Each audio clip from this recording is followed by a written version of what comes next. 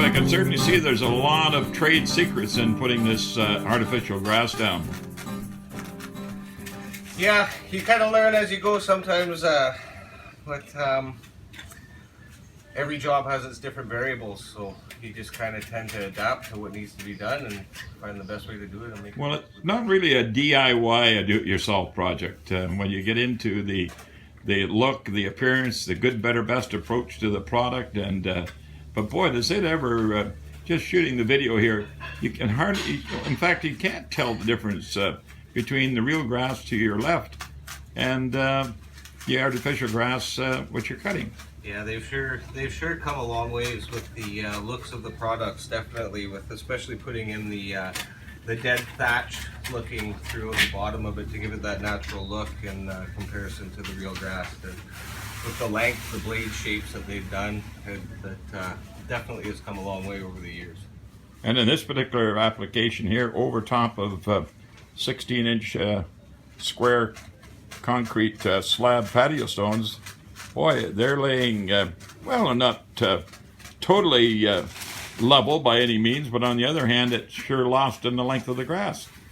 It's pretty forgiving stuff to put down. You do not need to have the foundation exactly dead level with this. As much as it is a benefit to do your foundation as level as possible, when you do have a little bit of uneven, you know, say for instance patio stones or gravel or crowns in it, etc., it actually accents sort of the color and the shape of the grass as well too, to keep it looking from like a carpet, and it sort of opens up the shading to the colors when the sun hits it. Right on.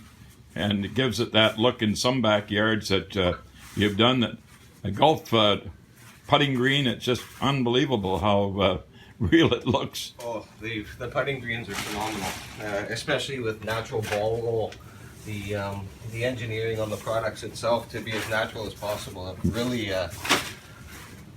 impressed me and all of our customers that we install the grass for. So the putting greens are a very neat accent to have in your yard.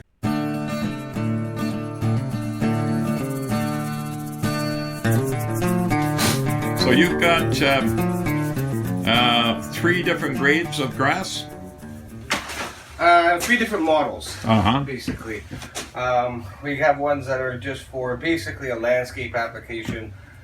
It's a very soft, fine blade, high density, but still moderate traffic. So you wouldn't want to put it in a backyard with a lot of kids, a lot of foot traffic. It's more the look is what you're looking for on that one. And then we go with 2 high traffic grasses. One is a hollow blade model. It's very durable, high traffic, 1.75 inches in length with the thatching inside of it. And then we go up to our highest model, which is a 2.5-inch length, 90-ounce grass, diamond blade, which is very durable as well. So we shoot for just basically the most natural looking grass that is going to give the customer the longest lifespan and the best look that we can give them. Exactly.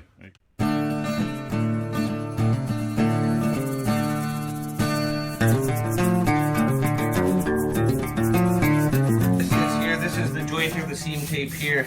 It's about 1 foot in width. There's a couple different models of seam tape. We like to prefer to use the cloth tape as it gets a little bit more bite with the glue and the backing. So what happens here is this doesn't have any adhesive on it whatsoever as it comes off the roll. It's a dry tape. And then when we put the seam together, we'll build the seam dry on top first, make sure everything looks good.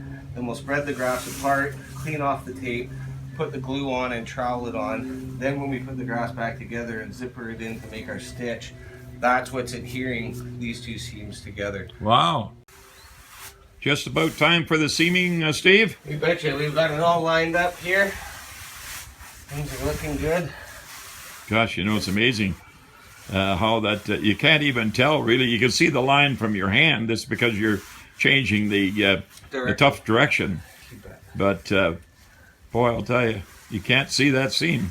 No, and eventually all the grass will stand up to this height here too. So right now you're still seeing the grass beside it that's laying down flat. You're getting a bit of a shinier sheen to it. Yeah, from being rolled up. In comparison to where we've fluffed up to make sure that our sheen's going to be good. Yeah. And all the rest of the grass matches what we've got going on here.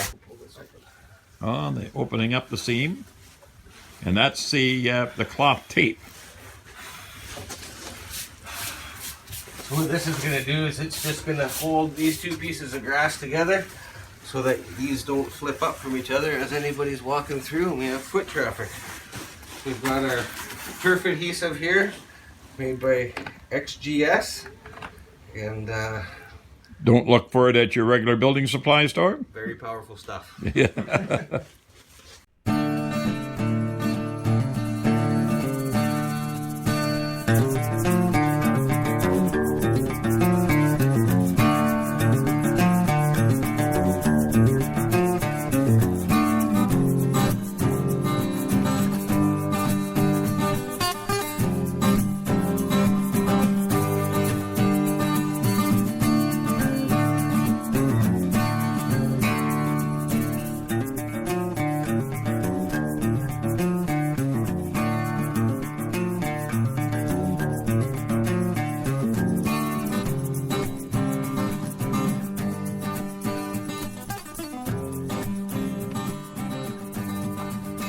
Another nice thing about the luxury lawn, Steve, that no snow or rain or anything of that nature, or garden irrigation or grass lawn irrigation, water drains right through it.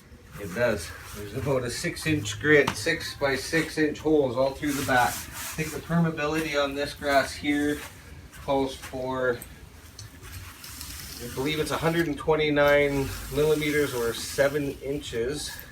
If I'm remembering correctly, of rainfall an hour. Wow. Actually go Well, through this.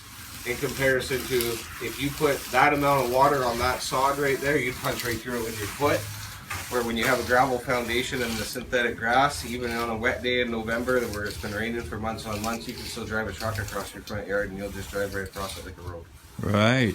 It works really good. And wind comes out on a nice day in the winter, grass dries like that. Kids can go outside with socks on, no problem, play on the playground, and it makes for a very useful yard all year round. Wow. No dogs track in any mud, no dogs track in any dust, no kids bring in any dirt, so it makes your house stay very clean. Clean, and it goes right out onto the backyard, and away you go. You betcha. And cleaning up after animals like dogs, not a problem. Everything sits right up on top. Yeah. Just peels right off the top, dog pee goes right through, and we also have a pet infill application of zeolite, which we can put in if there's a pet in the yard. And what it does is it reacts with the urine to keep down any of the odor, Right. the pet smell. So it works really well, and you don't see it as the same as with the sand infill. It goes down into the bottom of the blades, so it. Wonderful. Nothing that gets tracked back inside the house. This is an interesting approach. You're putting sand on top. And what's that going to do, Steve? This is going to keep weight on the backing so that your grass doesn't bubble. So like a ballast, eh? Yes, and then what I'm doing right now is I'm putting it along the edges. So eventually you're just going to have a nice bead of sand that comes along and covers the backing, so you don't see the back. Of the yeah. grass.